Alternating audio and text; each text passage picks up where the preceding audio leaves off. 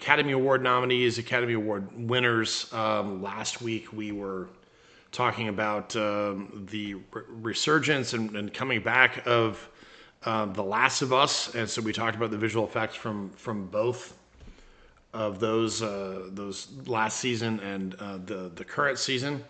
And this week we're going a little bit back in time. I want to talk a little bit about Game of Thrones, and I want to talk about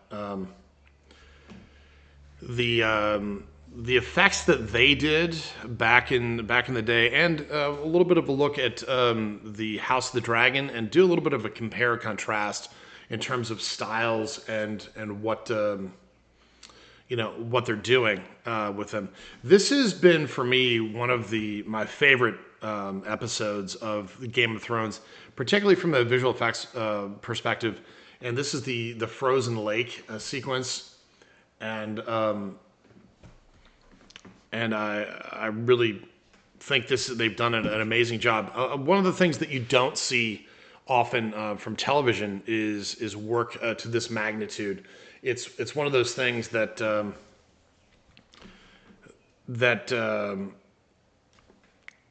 the cost and the budget that's necessary, and you'll see when we take a look at this how much of this is involved. It's pretty incredible. So let's take a peek here and.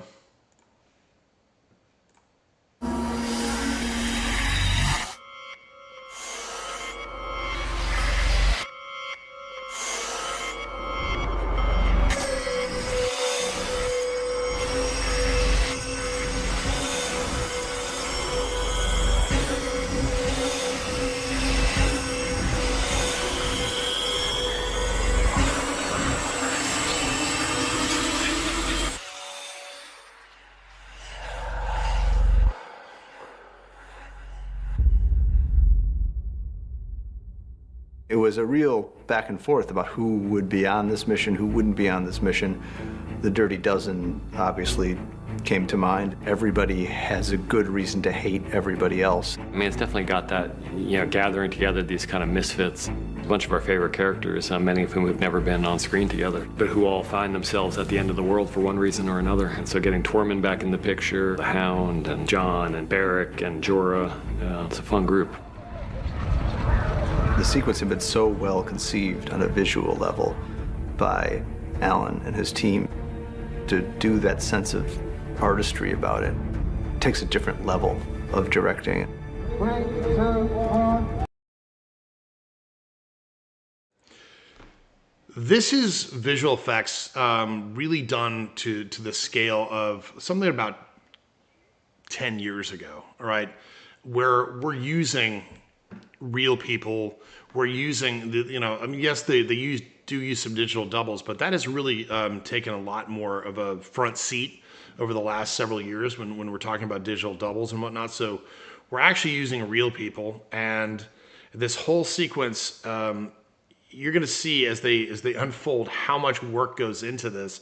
You don't see that nearly as much today as you do, because budgets, there's been a lot of effort put into doing work on volume stages, using LED screens and things like that. But I say very specifically that things do not look the same on a stage as they do out in the real world. As we were talking about last week on all the work that they did for season 2 of The Last of Us.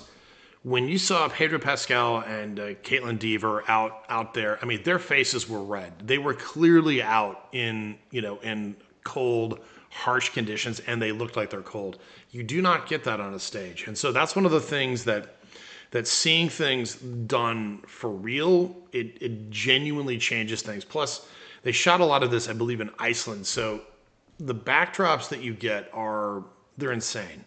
And the weather that you have to deal with is insane. And the planning that's involved is amazing. So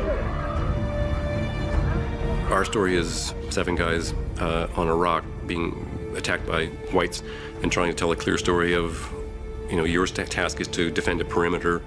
And as you lose, your perimeter's going to fall back, and how do you kind of hold order against just pure chaos? It's, you know, herding kittens. It's you can't see anything except people whacking each other, and it takes some effort to talk to the cast to sort of say, no, the story is, here's a line, and we have to show that it's not being broken or that it is being broken. It was important to create a situation where I'm hoping the audience will think that one of our beloved characters is going to die. I mean, we wrote it and we were watching it, and I was like, holy shit, Tormund's gonna die. But somehow he managed to override my rational brain and make me think that Tormund was gonna die. No matter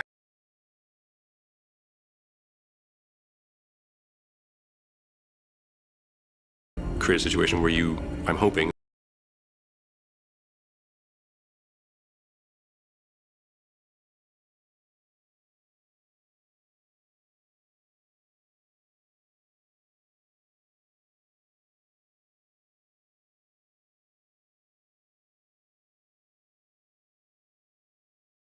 the audience will think that one of our beloved characters is gonna die. I mean, we wrote it and we were watching it, and I was like, holy shit, Tormund's gonna die. But somehow he managed to override my rational brain and make me think that Tormund was gonna die. no matter how great your visual effects are or your art department and everything, there's just nothing quite like the real thing if you can find it. Iceland exists, and it's real, and it's cold as hell, and it's beautiful, and there's just nothing like having that reality on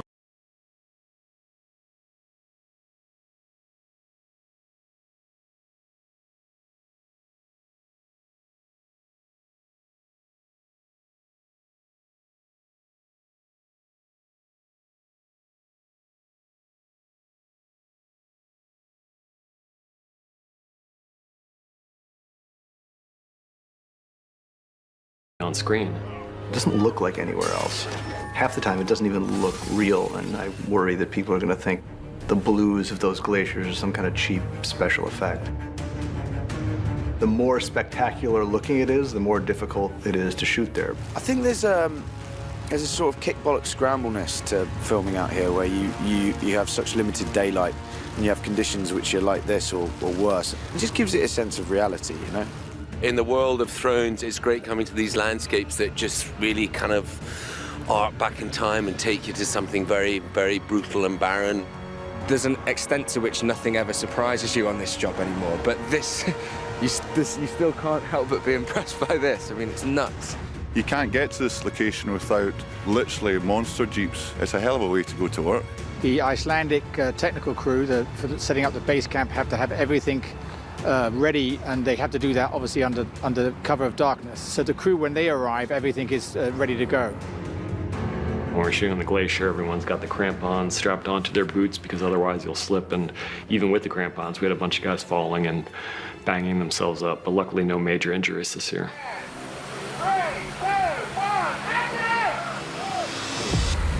What we had to go through to get the zombie polar bear was writing the zombie polar bear into every season of the show for about 4 seasons. We thought they'd be so excited to do a zombie bear, and it's kind of like, oh my god, they're serious about doing this fucking zombie bear. Only to have Bernie and the visual effects guys tell us in the nicest possible way, fuck you, we cannot afford a zombie polar bear. This year made perfect. But seriously, you know, there are times when you're in charge of doing visual effects, and you literally are having to process what somebody's being saying. Oh, really, zombie bear? I know you keep saying that, but like seriously, we're gonna actually do this, right? And so, you know, when they keep coming up with something really, really difficult, you try to find ways to like say, like, maybe we could try something else. Not that you don't want to do the hard things, but sometimes they're harder than is necessary. But they actually pulled it off in a way that is legitimately impressive. Perfect sense that you could have one of these things out there, and we really put our 4 feet down and we said, God damn it, we want a zombie polar bear. We looked at some of the beats, the way the polar bear in the previews that we got, how it spots the guy's way, how it picks someone up and shakes him around. And then we get our wires in and start rehearsing with guys using different methods to pull someone around and get the right body shapes and the right energy. Everything's made sure it's super safe first. We test everything over and over again, usually with a weight bag, and when we're happy that it's safe to have someone on, we get someone on.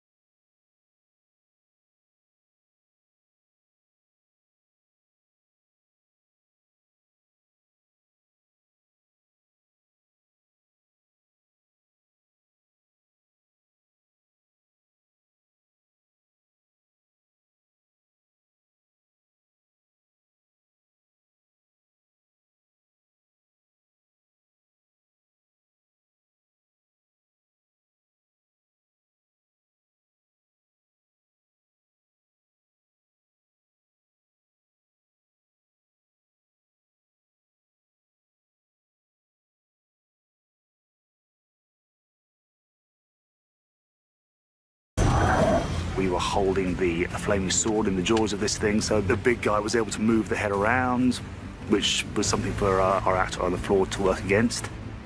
I've never really worked with this ping pong ball.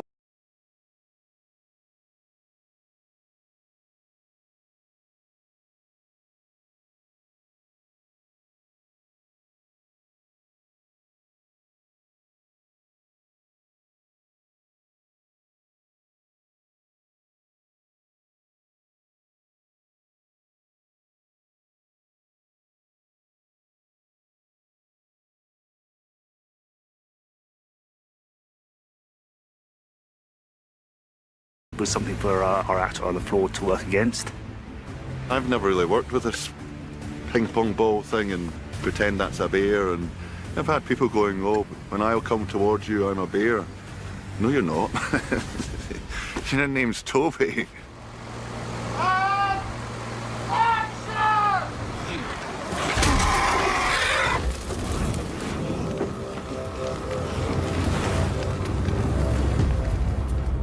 Most of the heavy lifting of the sequence, that was all in Wolf Hill Quarry in Belfast.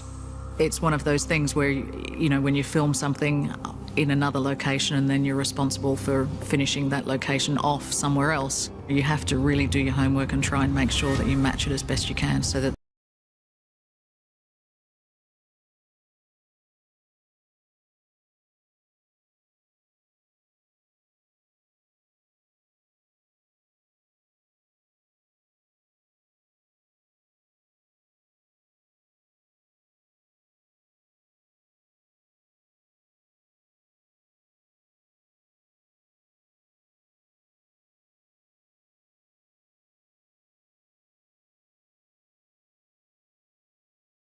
then Alan would have an entrance for the characters. When you stand up on the top and look down, it was like we were building, I don't know, an airport or something. The scale of it is enormous.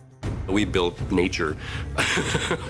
No, sometimes I walk out there and I think we're crazy people. We had a really tricky time trying to work out what a frozen lake looks like and how we can achieve that. And that went from a compacted quarry floor to putting concrete down to a nice flat finish, and then there had to be hues of colour that had to be added to that. Then we had to work out how the ice would look, trying to make that look three-dimensional and as if it was transparent ice. All these things are really, really tricky. Stop!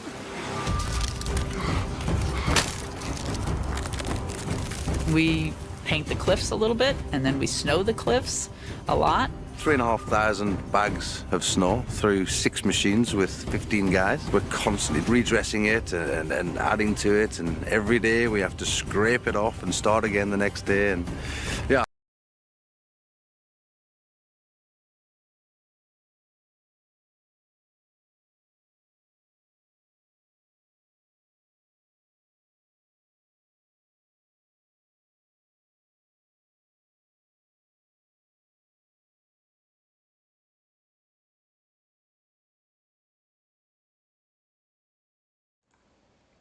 It's so expensive, and so it's a lot easier to to do snow and do these things in in the computer much more than it ever has been. I've been watching the show 1923, a lot of it, which is a Harrison Ford Yellowstone spinoff. A lot of this current season ended up being in the snow out in Montana and that sort of thing. And I could tell that it was all done. All the snow and stuff like that was done in the computer, but it was done really, really well. And that's what I'm saying is that this kind of work, it just is not done that way anymore, simply because it's so labor intensive, and we can do it pretty effectively in the computer now. It's full on. It's a really cool set. Like it's an amazing set. They cemented a whole quarry to flatten it out to make it look like an ice lake. The amount of workmanship is incredible, and I mean, it really, we've had to run across that ice. It just looks so real. It's fantastic. I thought it was a real lake. Then I understood that they have made this for this sequence. Yeah, it blew my mind. This amount of people, and when the camera rolls, everything just sort of comes together at precisely the right time. Original intention was to dig out the areas on location where people would need to fall through the ice. And then it became clear to everyone that probably the temperatures were going to be so terribly cold. We figured out if we use motion control, then we could achieve it on stage. Where the whites fall for the ice, we're doing those as separate set pieces, and then building rigs to drop underneath the ice to take the weight of the actors and then allow them to drop through. Even though we've got 10 guys falling in while the camera's moving, by the time we're finished, we've got 100 guys falling in and the camera's moving 5 times as far.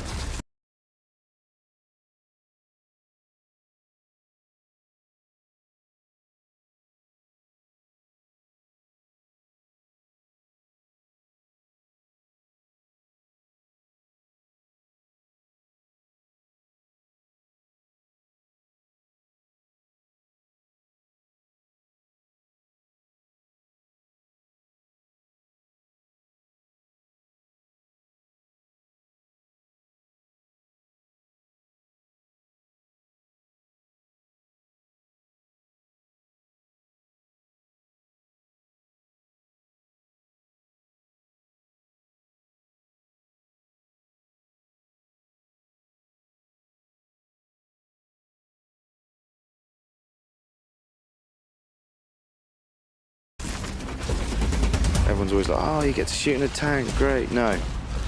It's the end of the season and I get plunged into cold water with a full costume on. It's going to be miserable.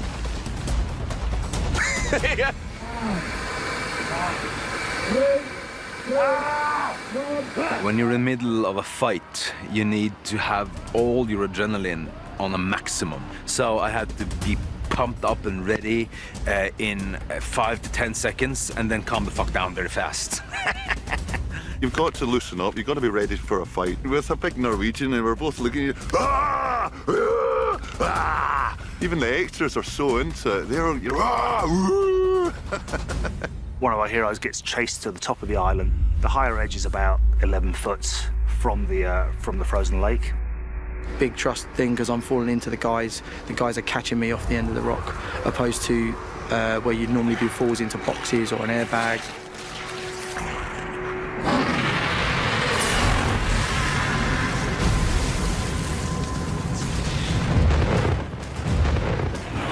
Well, it's funny how times have changed. In season 2, the dragon was riding on Danny's shoulder, and now Danny's riding on the dragon's shoulder. And when Danny gets on and off the dragon, it's sort of like wheeling up the stairs to a 747. We've modeled the dragon and then laser cut this full-scale giant piece of polystyrene to create a section of the dragon's back that is living on the island at the frozen lake.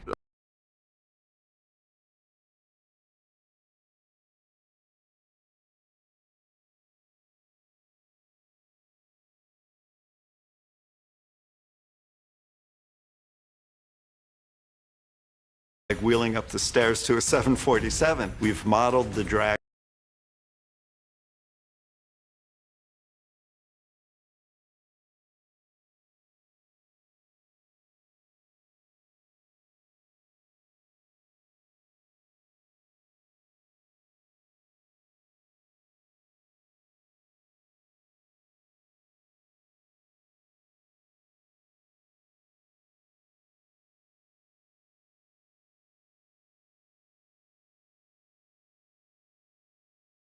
dragon and then laser cut this full-scale giant piece of polystyrene to create a section of the dragon's back that is living on the island at the frozen lake. I've got a bit of climbing to do on that contraption with a person on my shoulder. I just hope I can do it. Well, I've never flown a dragon before. I'm sure we'll be fine. Just hang on. This year, things are a little bit beefier. We have a bigger motion base. We have a bigger buck. It's a lot harder, especially for Amelia. It's one thing to act in a room with somebody and to draw on your considerable resources as an actor. It's another thing to have a situation that's supposed to incorporate the same level of emotion, but in the most artificial environment you can possibly imagine. It's the opposite of walking in costume through Iceland. You know, the harder the challenge, the more I relish it.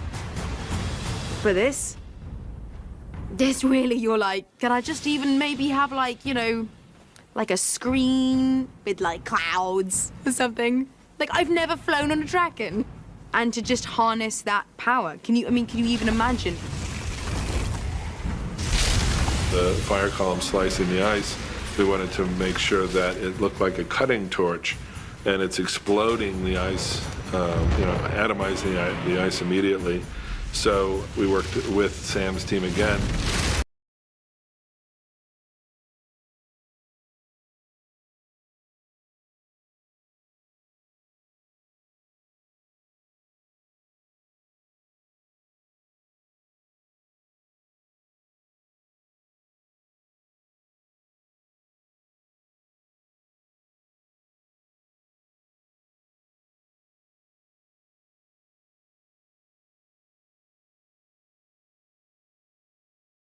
And when you see it, you know, it really is awesome.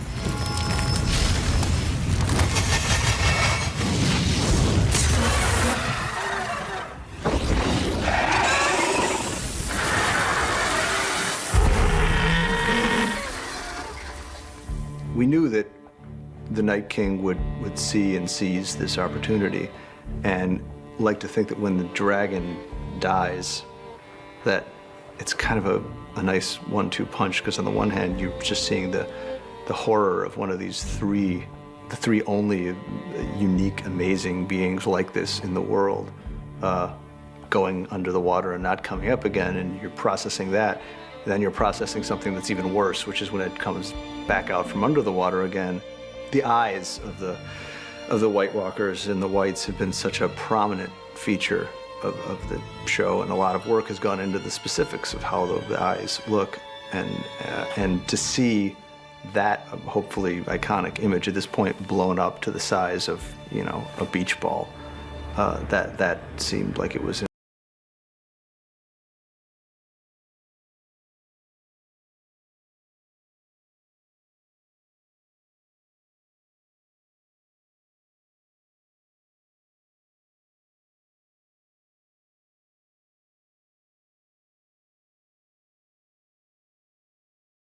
an inherently crowd-pleasingly oh shit moment for everybody.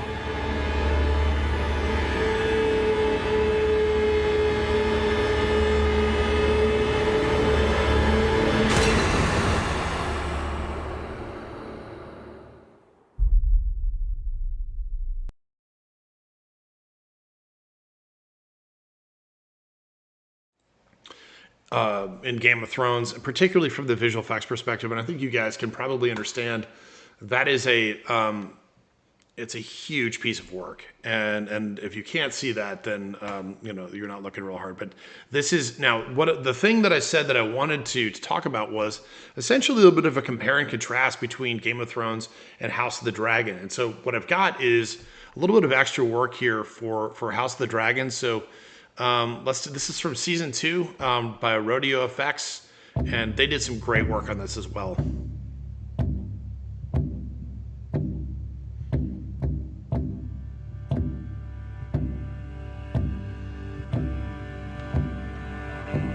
Now, a very similar technique that they used, you can see right here with this before and after, right there.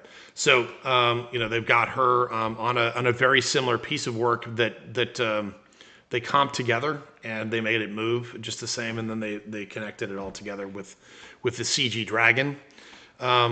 Looks great and works really, really well, actually.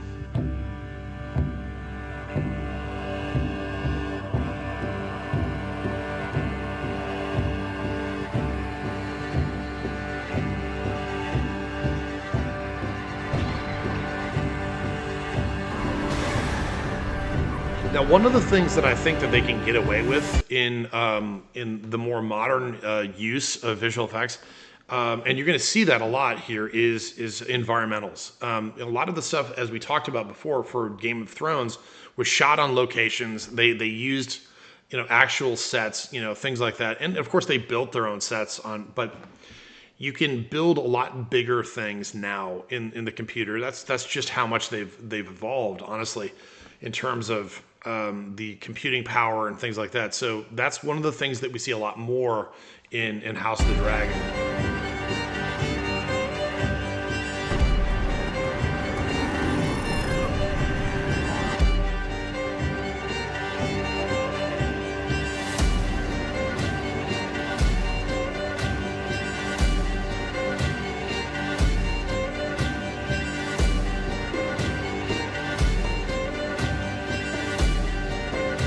This kind of stuff, for example, is legitimately impressive for any movie, any TV series.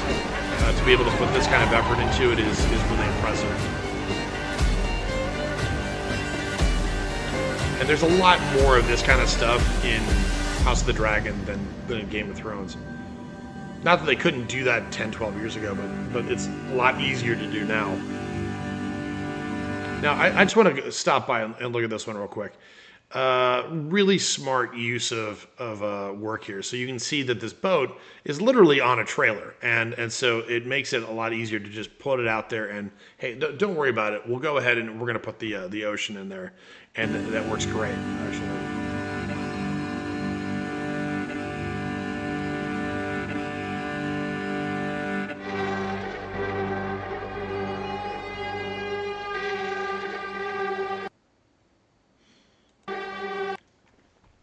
So my understanding is you guys are not able to see the video. Not sure what the issue is here with that.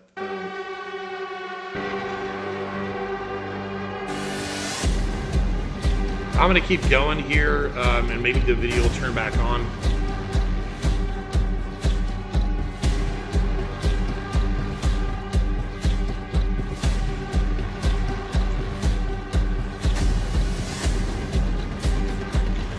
One of the things that I really like is just the way they show off all the different buildings that they've built for this.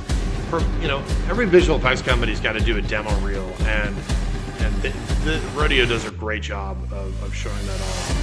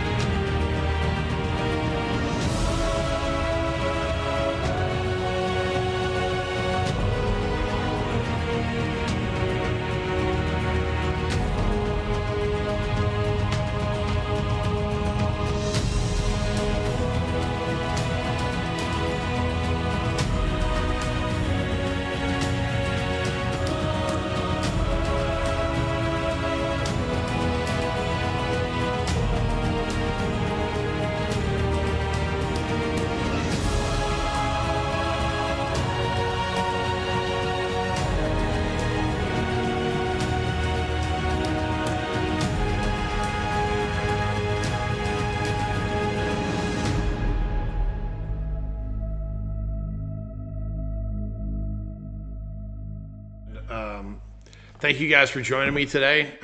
Next week, I haven't determined what we're going to do next week yet, but it should be really good. So, all right, thank you for joining me, and I will talk to you next week.